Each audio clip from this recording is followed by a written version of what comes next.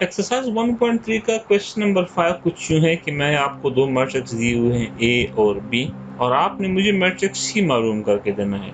और शर्त क्या है कि a plus 2b is equal to c. मतलब है कि मैं मैट्रिक्स ए के साथ जब प्लस करूंगा 2b को तो मेरे पास मैट्रिक्स सी का रिजल्ट आ जाएगा। तो आइए इसको भी सॉल्व करने की कोशिश करते हैं। मैं इसको लिखता हूँ c is equal to a plus 2b।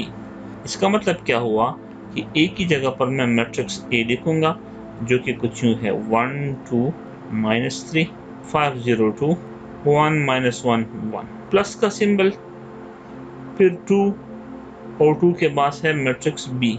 उसूल के लिहाज से हमें सबसे पहले इस रियल नंबर 2 को इस मैट्रिक्स के हर एक एलिमेंट के साथ मल्टीप्लाई करना होगा। तो जब रिजल्टेंट मैट्रिक्स आ जाएगा तब हम उसको ऐड करेंगे इस मैट्रिक्स के साथ। तो ये काम हम कर लेते हैं। ये मैंने मैट्रिक्स पहले वाला लिख दिया।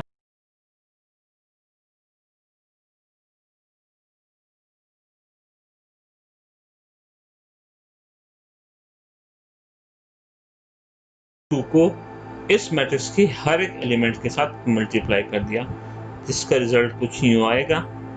पहले वाला मैट्रिक्स एज इट इज लिखता हूँ, प्लस 2 जब मल्टीप्लाई हो हर एक element 2 multiply 3 6 -2 4 8 4 10 4 6 0।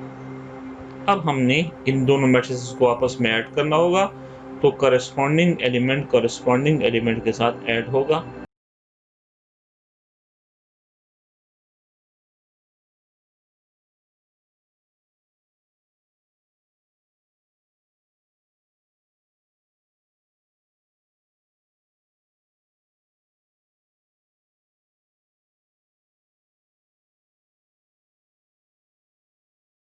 Plus -2 is 0, -3 plus 4 is 1, that is 13, 4, 12, 5, 5 and 1, and that is our required matrix.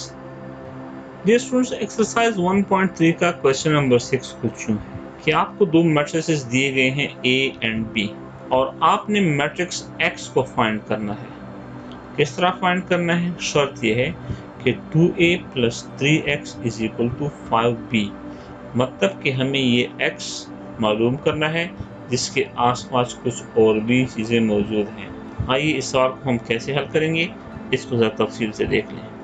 हम सबसे पहले ये कंडीशन लिख लेते हैं जो कि कुछ यूँ है, 2a plus 3x is equal to 5b।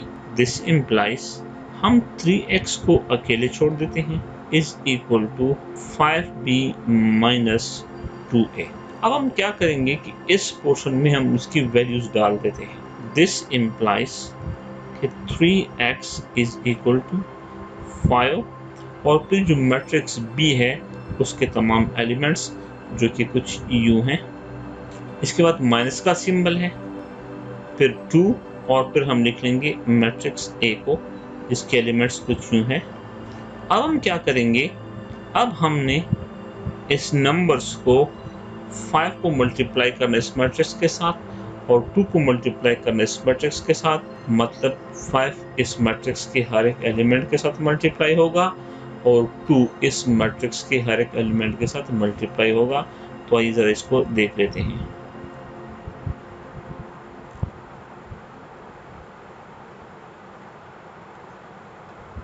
2 multiply होगा हर एक एलिमेंट के साथ, सो इसको भी जरा देख लेते हैं।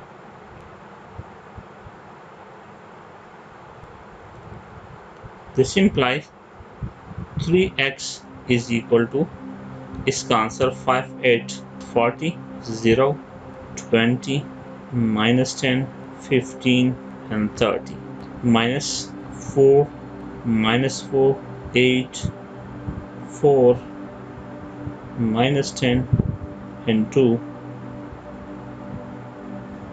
This implies 3x is equal to, अब हम क्या करेंगे, इस मैट्रिक्स से सब्ट्रैक्ट करेंगे ये वाला मैट्रिक्स।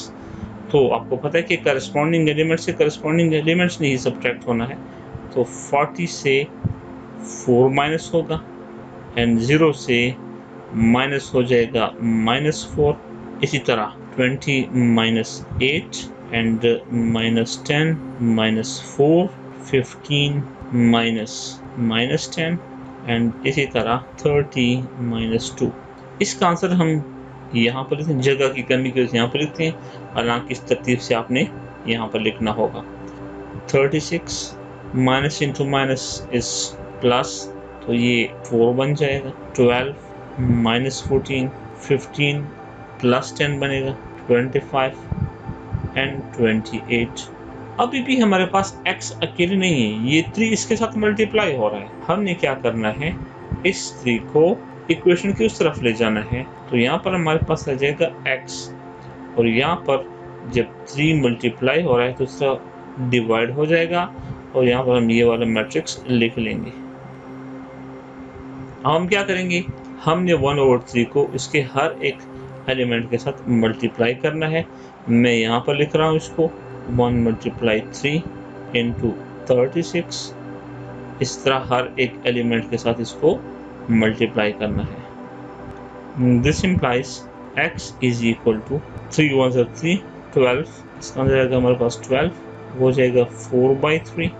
ये हमारे पास बन जाएगा 4, ये बन जाएगा -14/3, ये बन जाएगा 25/3, और ये बन जाएगा 28/3। सो ये हमारे पास मैट्रिक्स x है। आई होप कि आपको इस सवाल की समझ आ चुकी होगी।